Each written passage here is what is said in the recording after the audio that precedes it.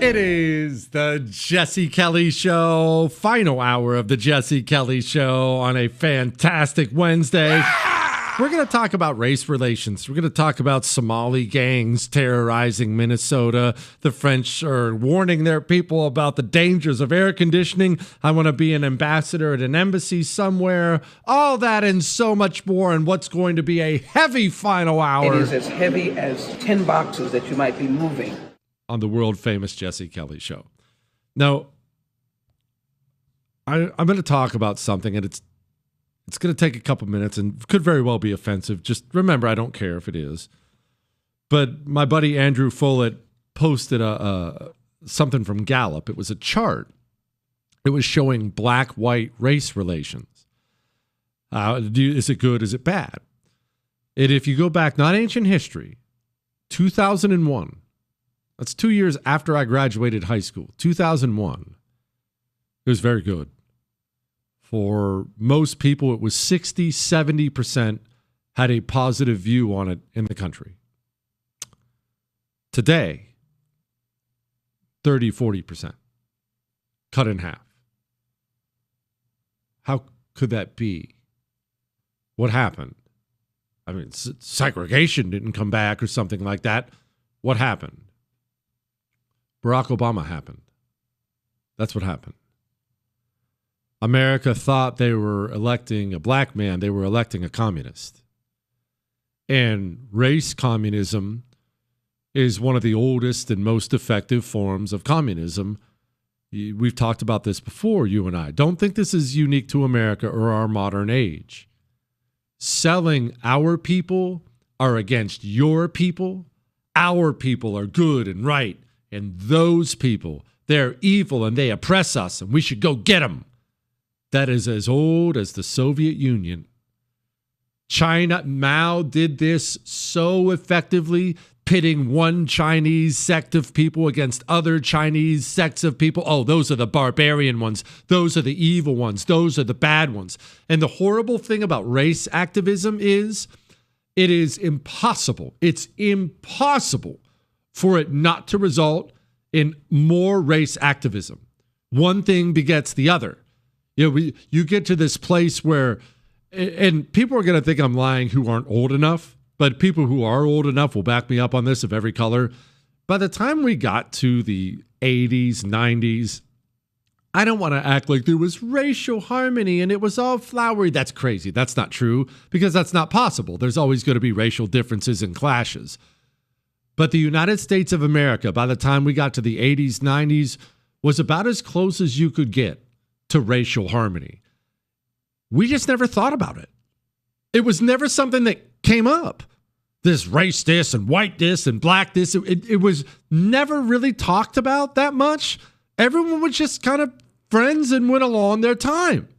But when you say that to young people, they'll look at you like you just grew a third head because they've never known any other world where there's this endless racial strife, racial scab picking and poking, and they suck and they suck and they suck.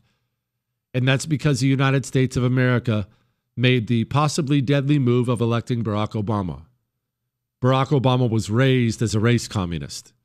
Race communism is so easy to sell to people because it's simple. Simple is always easy to sell. Hey, look at you.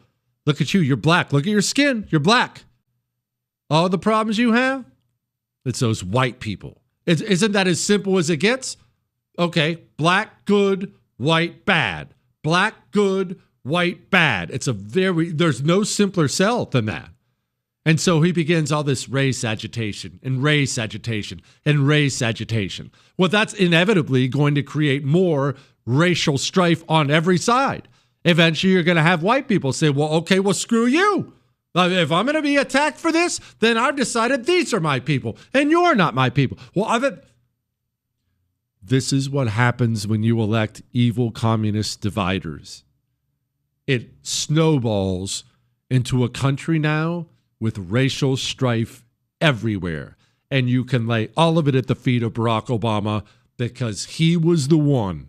He was the one who recognized America was primed for this, There was just enough white guilt. There was just enough black anger to ride that into dividing the country up the way he wanted to divide it up. And he did every single chance he got. He ran to the cameras and played that card and tore this place apart. And then the funding for all the DEI stuff poured in. Now you have corporate America openly bragging about not hiring white people. That creates even more racial strife. I just want to let you know, it wasn't like this. I never knew this world. It was not like this. I'm sure Chris probably doesn't know any other world given his age. It was never talked about. It was never argued about. It wasn't a thing for us. And it's not like I grew up in places where it wouldn't have been a thing. It just wasn't a thing. Not a major thing back then. You elect one communist, he is going to create and nurture all the malcontents he can find.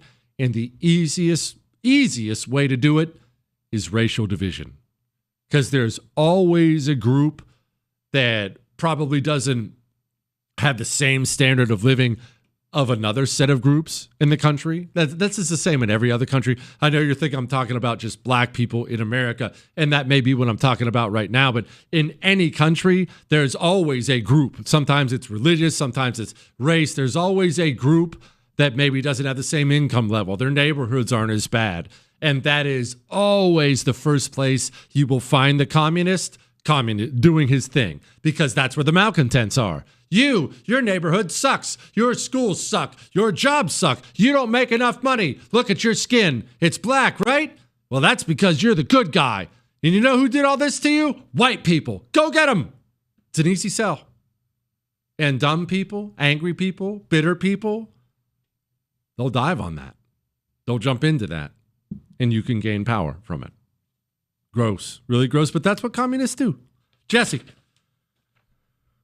how do you and Fred hunt beavers in the Texas heat? If it's okay, first, Fred didn't ever hunt anything. Fred is a moron. Now, he's loud and he's big and he will most definitely bite an intruder, but Fred is not the most capable dog I've ever had. He can't even smell very well. Chris, you think I'm making this up? If I drop a piece of food on the floor, bacon, a chip, something like that, my whole life I've just called the dog. Hey, Jack, hey, Hank, hey, Sam, come over here. They'll come over because it's a dog. They'll probably smell the food before they even get there and go right for it. You can call Fred over and he won't have any idea what you're talking about. You will have to bend over and actually put your finger right by the food on the ground, or Fred will never know it's there. He won't discover it at all. When we were in Montana, that's where I was beaver hunting, by the way. I never told you because I didn't want you to know I was in Montana, but that's where I was killing beavers for my mom. Lots and lots of them. Millions. It was only 2. Well, maybe 1, but either way, lots and lots of them. Fred tried to, quote, hunt animals. But when I say hunt, he would see a bird. He would bark as loud as humanly possible. And then he would kind of bound towards the bird. And you know, he's this big, fluffy idiot. And loudly barking and bounding and very clearly probably wanted to play with it. The bird would take off, but Fred wouldn't see it. He can't see, he can't hear, he can't smell. He would just keep bounding over to where the bird was and look around completely lost that the bird he saw before wasn't there. What, Chris? No, it's not because he's a designer dog, Chris. He's not a designer dog. It's not that he doesn't have hunter instincts, which is what you just said. He doesn't have any instincts. We went for these long walks with my mom through the neighborhood up there. This is through the neighborhood. We're not in the Montana wilderness. Through the neighborhood. Fred got lost almost every time. He would stay behind with a smell or something like that, And then by the time he woke up and realized he was alone, he would have no earthly idea how to get back to us or how to get back to the house. He would usually just stay there and we'd have to backtrack and go back and find Fred. I don't know what to say.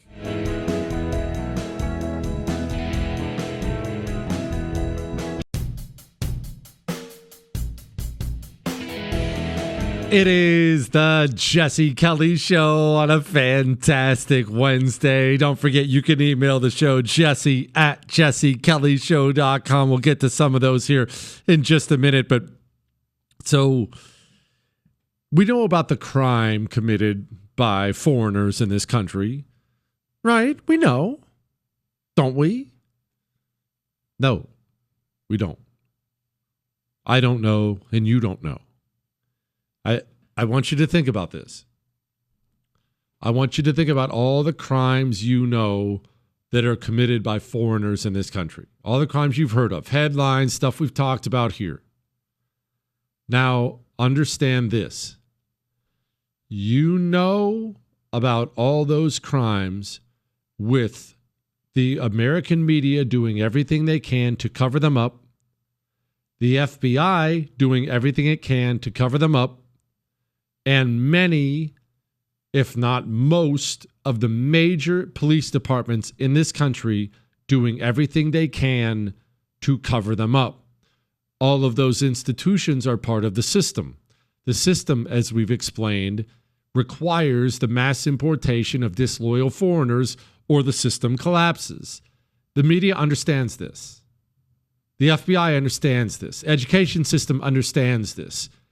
What you know, the crimes you know, the crimes I know committed by foreigners in this country is a tiny, tiny, tiny window into how many have been committed. You know what? I'll use this as an example.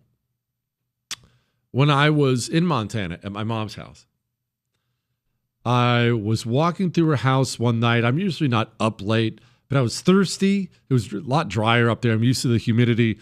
Got real thirsty, woke up, wanted a glass of water.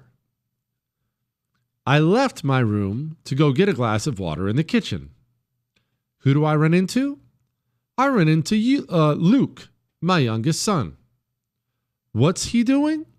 I could tell right away by the look on his face he was doing something I wasn't supposed to know about. He had 2 handfuls of, one handful was full of licorice. The other handful was full of cookies. Now, let me ask you something. I never get up in the middle of the night. And my mother, because she's a grandma, loves to not only feed them whatever they want, to hide it from me and Aubrey so they don't get in trouble. So allow me to ask the question. Is that the only time Luke got up and went and got licorice or cookies? No, of course not. That was very clearly something that happened all the time. And I knew that because all the entities involved, all of them were interested in keeping this information away from me. I discovered it almost by accident. All the crimes you hear about, some illegal gets hammered, goes and wipes out a family of 5 on the road. Laken Riley gets brutalized and murdered. Jocelyn Nungary. You could go down the list of crime after crime after crime committed by foreigners in this country. You don't even know the tip of the iceberg because the entirety of the American media wants them all here. Tom Emmer, who actually sucks, he's the House Majority Whip, but I'll give him credit for this, starting to raise a stink about the Somali gangs now operating openly in Minnesota. Apparently, one of them showed up at a high school basketball game and started beating a kid right there in the open with a tire iron. I've heard stories out of Minneapolis that would blow your mind. Why haven't you heard these stories? Because the entire media apparatus in Minnesota, they're all communists.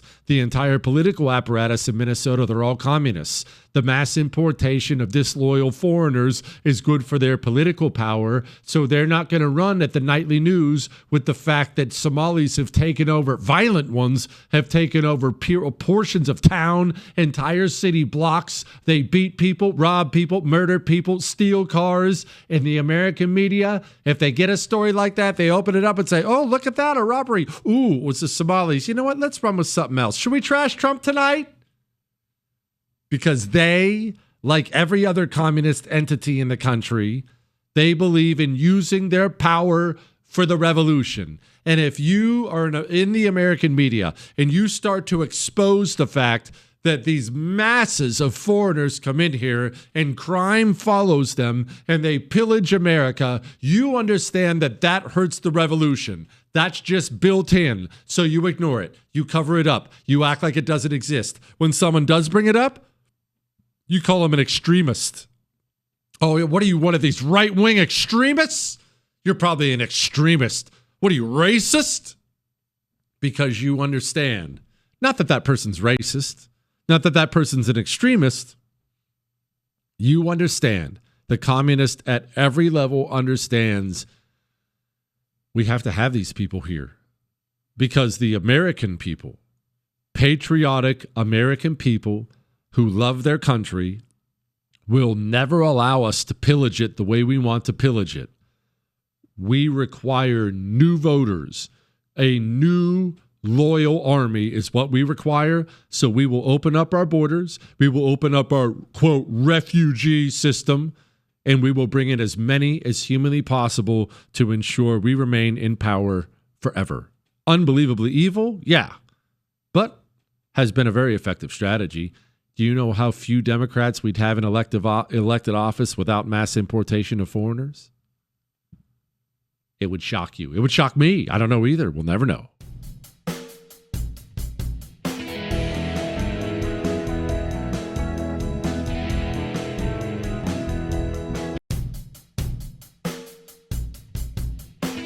It is the Jesse Kelly Show on a fantastic Wednesday. Remember, if you miss any part of the show, you can download the whole thing on iHeart, Spotify, iTunes. So we're going to do a couple emails here in a moment, but I can't let this one go. Deborah Birx, you remember her. She was Fauci's right-hand woman. She honestly should be lucky that he got all the pub because he still gets all the hate when she was just as sick and evil as he was. But she said something. She was talking about remdesivir versus ivermectin. And what she said specifically is not important. I'm going to play it here in a moment. But there is something that has taken place in America, and I'm not quite sure that we can fix it or how we fix it. But I know it has to be fixed. And I'm talking about the balkanization of the urban elites versus the entire rest of the country. I'm going to tell you something. It's healthy if you're in the country, if you're in a rural area. It's healthy to go to a city sometime. I'm not saying you have to spend the weekend. Not saying you have to move in. Go for dinner.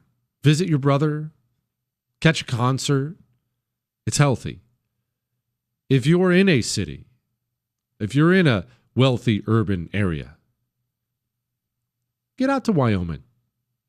See what it's like. I'm not saying you have to go in the winter. Get out to Arkansas. Go visit Western Tennessee. Get to rural America. Just have dinner. I'm not saying you have to stay. Okay, maybe it's not for you. I get that. I love them both, so I'm comfortable with either. Get out there and see what it's like. The way the people who run our country now speak about people who are not in New York, or not in Chicago, or not in LA, or not in DC, the way they speak about the vast majority of the land in this country blows me away. And you would only ever speak this way if you have never spent any significant time there. I want you to listen to what Deborah Birx says here. Listen to this. Long before there was a vaccine, people were dying at higher rates in rural areas than any other counties in the United States. If you lived in the Central Valley of California, your death rate was 3 to 4 times what the urbans were. And that's because they didn't have the same resources. They didn't have testing. They didn't have remdesivir. Everything that you had in the cities, they didn't have in rural areas. And I went rural community by rural community, and then you wonder why they used ivermectin, because there wasn't a doctor there. There was only a vet. And that's how things happen. And then we're like, oh my God. And I'm like, yeah, oh my God, this is on us. This is on us for the last 40 years, watching this stuff just go away. Those stupid people, those dummies in Oklahoma, they don't even have doctors. Everyone goes to the local vet and asks for some cow medication whenever they're sick. There are doctors everywhere, you snobby. I can't say that on the air. You know, we have doctors in rural America. Did you know that? We had COVID testing. It was everywhere. Everyone had it. Everyone had access to all kinds of things. I will correct her on something. We didn't all have access to ivermectin. And you know why we didn't? Because the medical establishment in this country started blocking pharmacies from filling ivermectin prescriptions, even though I know doctors who successfully treated their patients with ivermectin several times over. They all told me you have to catch it early, but you catch it early, you can treat it with that. And pharmacies in this country, the medical profession in this country is so inherently evil, they blocked pharmacies from filling prescriptions that were given out by people's doctors for it. And so, yes, I actually do know people who went to their vet and tried to figure out the dosage. But they don't even have doctors there. All they have is a vet. That stupid little country town, I don't even think they know what a doctor is. They probably all still just ride horses and wear overalls. This is how the people who run the country look at rural America. And maybe it's because I've lived lots of my life in rural America. It makes me want to choke somebody. I love them both. I've told you, I adore New York City. I'm going to Boston soon, and I can't wait to nerd out in Boston. Coming for you, WRKO. Love you. I love the city. But man, I just spent a month in rural America. You know something my kids remarked on, and it actually made me feel a little bit guilty, if I'm being honest? How polite everybody was up there. And I'm in Texas. It's not as if this is a rude place. People are wonderful here. But you'd go to Taco Bell up there. You know, we like to eat nice. We go to Taco Bell up there. And instead of, it's Taco Bell, what do you want? Yeah, go ahead. That's what you get here. And instead it was, hello, welcome to Taco Bell. What can I get you? Thank you so much. Have a pleasant day. Everybody, everywhere, Chris. Oh, it wasn't like it was Taco Bell. Everywhere. You're trying to cross the road, everyone stops. Oh, please. Oh, can I get that door for you? Oh, everything. My kids were floored. Dad, everyone's so polite here. Everyone has manners. And I'm not trying to insult a city, but if you're in a city right now, get out. Go visit. And if you're from rural America, go do a weekend in New York. Go to LA. Experience it. Talk to people there. The way the elites who run our country think about 95% of our country kills me. Absolutely kills me. Let's do some emails. Jesse, quote, what made you so liberal? A question that was asked of the queen of commies in my personal socials. Her answer, quote, I was 9 and I remember watching the biggest names in music come together for We Are the World in Live Aid to raise money to feed starving children across the world. That's when I learned that we try to help those less fortunate than ourselves. Even if we ourselves are in a less fortunate position, other human beings are suffering more. She said, Oracle, make it make sense. Well, I will make it make sense. We've had this conversation before. This does apply to men too, but it applies more to women. People ask all the time, why are young women the most committed communists in the country? They were the most committed communists under Mao. They were the most rabid, murderous, torturous. They were the ones who loved torture the most. Why is it young women? It doesn't make sense. A young woman should be, a nurturer, a mother. Well, that's exactly why. They take your good nature you are created with, and they use it for evil. They pervert it. They divert it, frankly. You lost your daughter when you sent her to college, not because your daughter is a monster.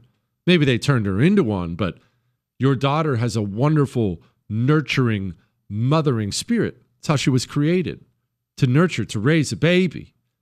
What communists are masterful at is taking that and essentially turning her into a warrior, a vicious, sadistic warrior for the cause of communism, and she feels like she's the mother of it.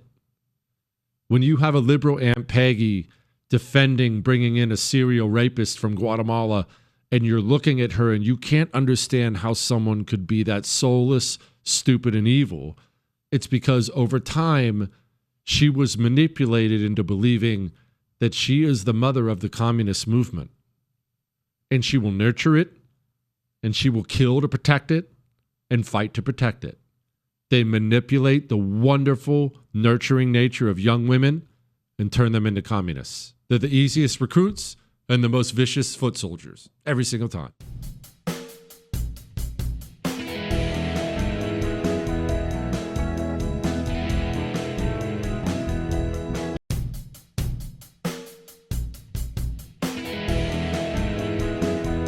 It is the Jesse Kelly Show on a wonderful, wonderful Wednesday. Remember, you can email the show, jesse@jessekellyshow.com. We are in our final segment here, but of course, we will be back tomorrow.